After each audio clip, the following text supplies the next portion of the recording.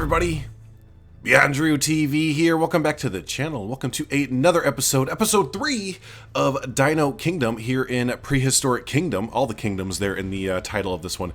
So yeah, today, I think I mentioned it in the last episode, but yeah, today we're going to go ahead and sink our teeth into, finally delve deep into the building system of Prehistoric Kingdom. I've kind of tiptoed around, using the scaling system and just kind of doing a lot of foliage and rock work and building a lot of habitats and stuff like that. And we've done a little bit of building for like the main entrance gate, I guess you'd say, or the ticket area. There you can kind of see it in the background there, the little the kind of A-frame structures there. If you haven't seen that, that is in the very first episode. So, but that building really was not difficult to make. That's literally like 3 or 4 different pieces is all that I used there. Just kind of getting our feet wet. But no, like I said, today we are kind of diving deep into the building system.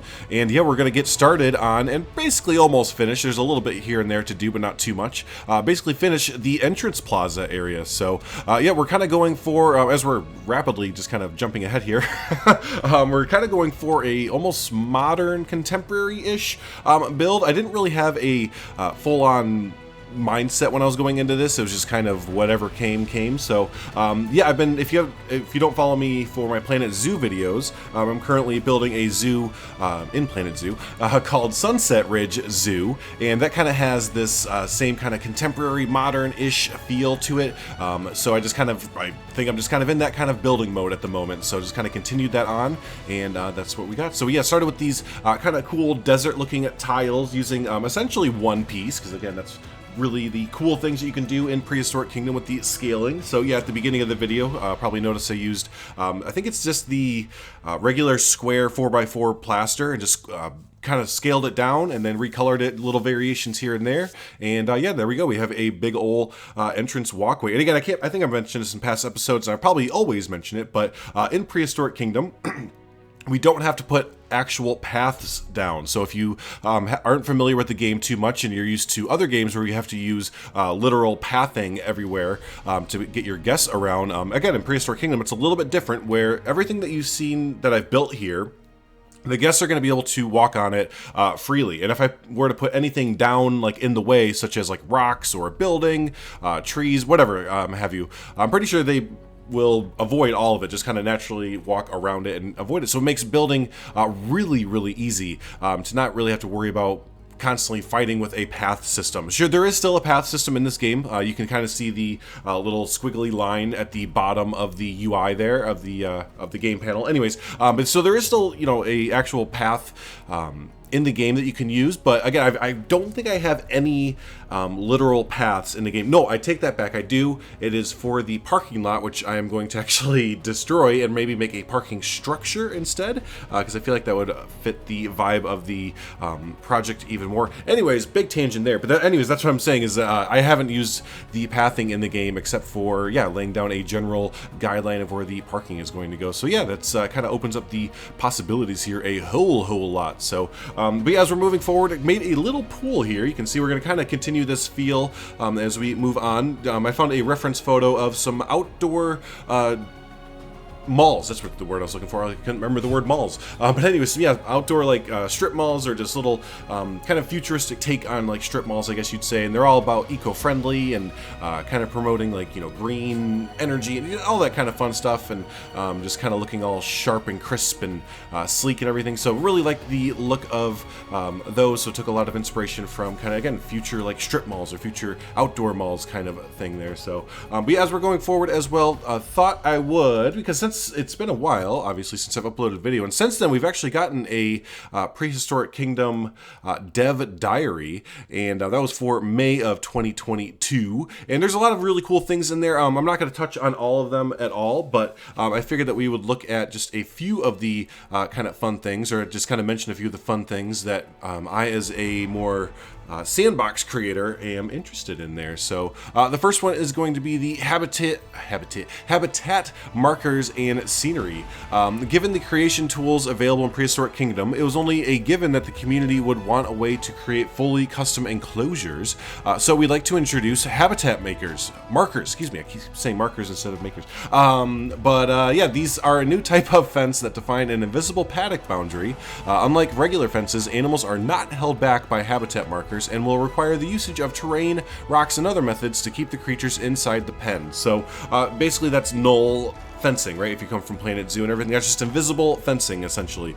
So yeah, the animals will be able to kind of freely walk back and forth between the null fencing, unless you put, like they said, you know, some barrier in the way of it that will sufficiently hold them. I only build like this at the moment. I was kind of wondering when null fencing was going to come.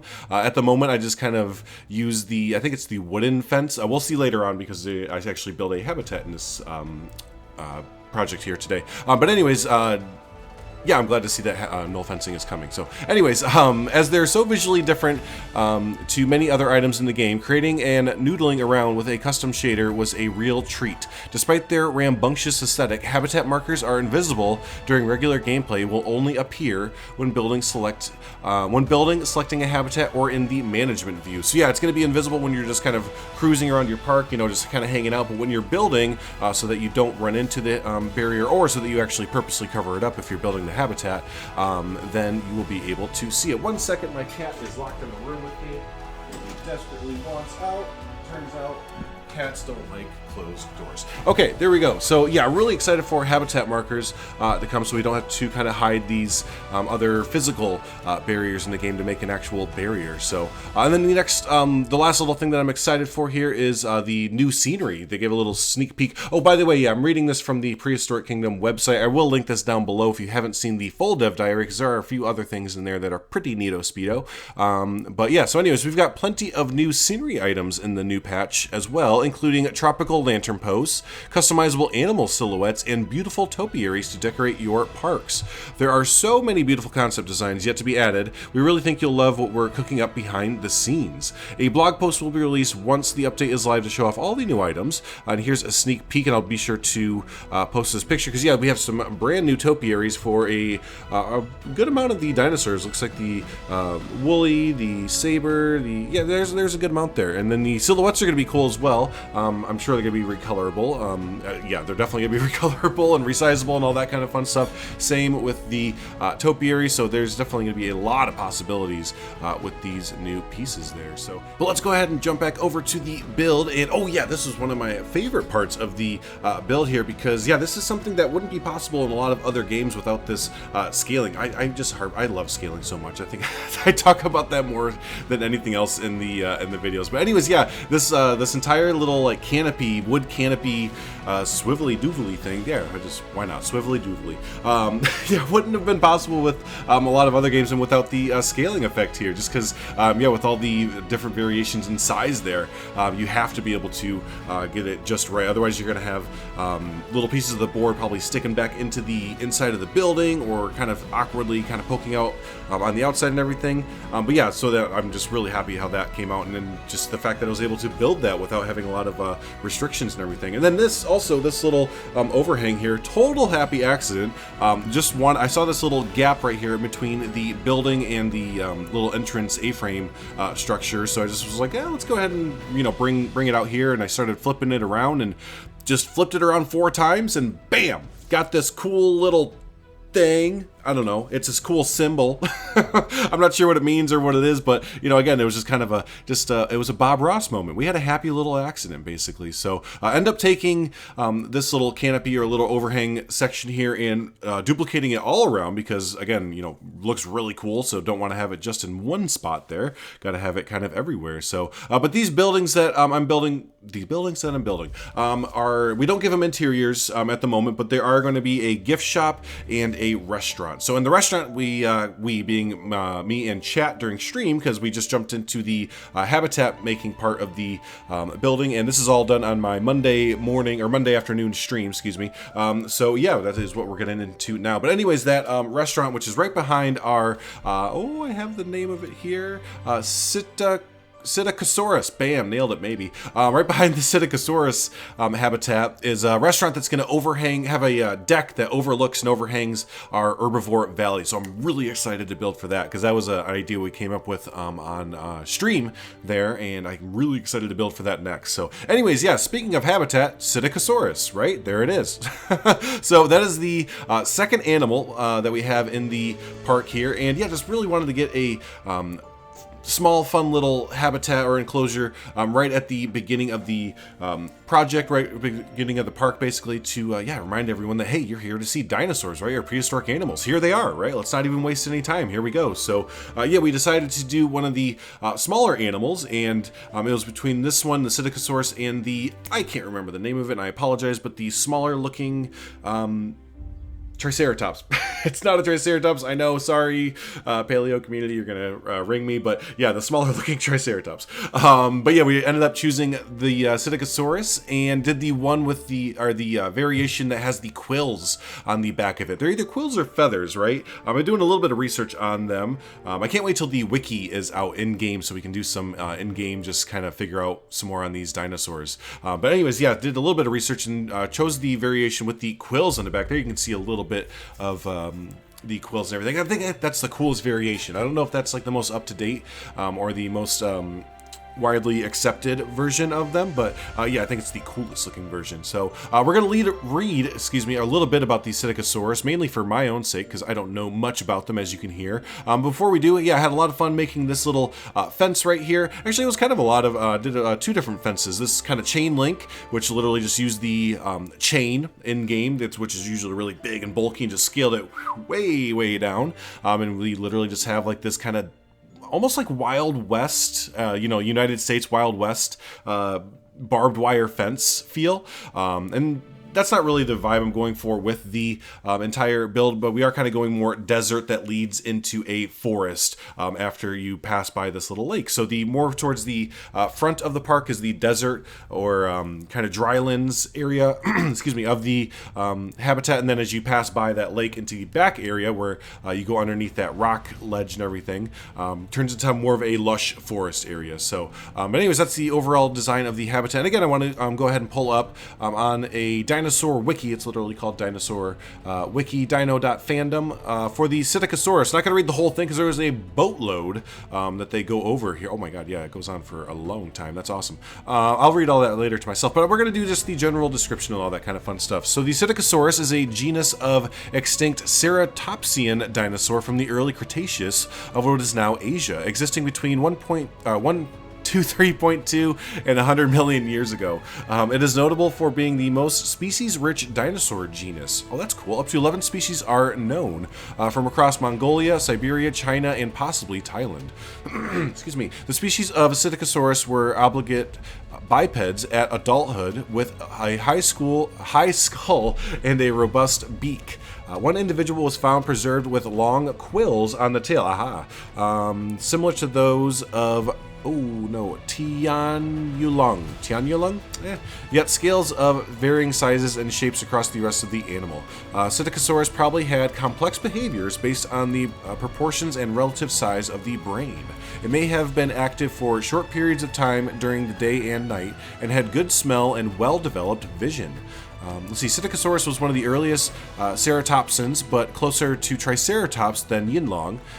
Once in its own family, Psittacosauridae, with other genera like Hongshanorsaurus, it is now considered to be senior cinnamon of the latter and an early offshoot of the branch that led to more derived forms.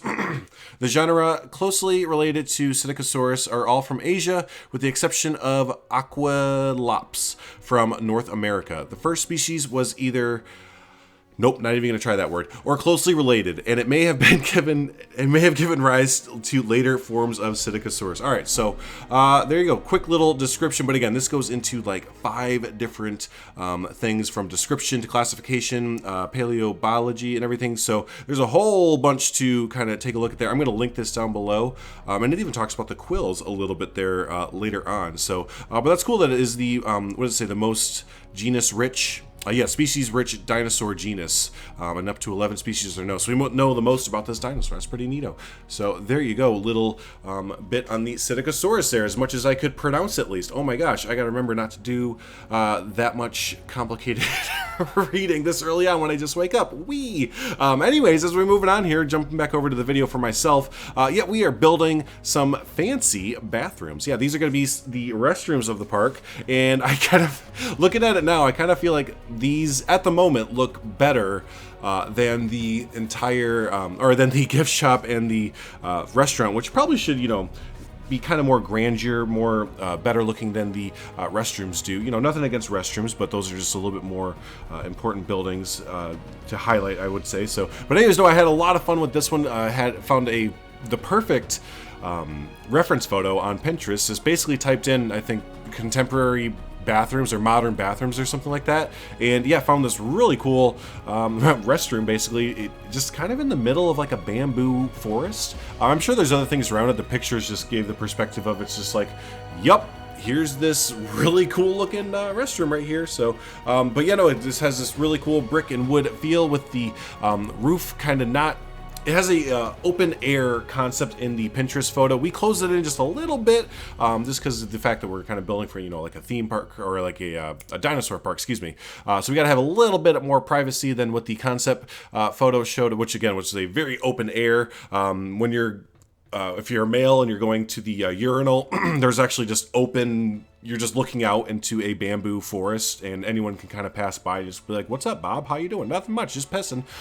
So yeah, we kind of eliminated that and actually have walls and all that kind of fun stuff. But yeah, no, had a lot of fun building this one. Probably my favorite build out of anything I've done in Prehistoric Kingdom so far. Actually, overall, just this whole entrance area. I love the vibe that it has for. And again, we're not done because I do have to go back and do the interiors for the gift shop and restaurant, and I do feel like I'm going to change one of those two buildings, probably the restaurant, for the exterior to be a little bit different than the exterior of the gift shop. I was just a little bit interiored out at this point. Didn't really want to focus on doing too many interior type things in my Planet Zoo build. I just got done doing a coastal wetlands house. That's not even done even. I need to do more interior work on that. Anyways, I've been doing interior work for that build for like the last month or so. So I am just ready to not have to build for the inside area of a place and just want to worry about the outside of it, basically. So that is why I skipped those at the moment. So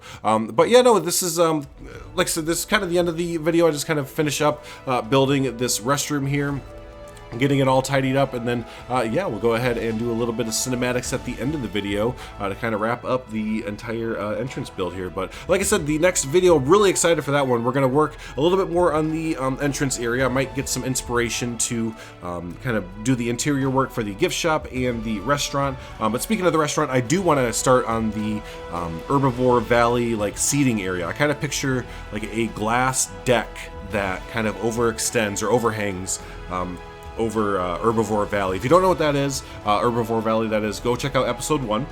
Did a lot of building for that, and that's going to change a lot as well. I kind of realized I kind of put myself into a pit here with where I can direct guests out of the entrance area. At the moment, I'm up against the park boundary on the right side of the park, so there's nowhere to go there because Herbivore Valley kind of, yeah, again, pinned me up against the park boundary without me realizing it. So I need to kind of go through and restructure that whole thing there, and we'll see how that works. But anyways, no, overall point is next episode I'm really excited to work on the overhang deck there for Herbivore Valley and kind of expand the park out overall and just kind of move out away from the entrance area and get some big expansions going. So excuse me.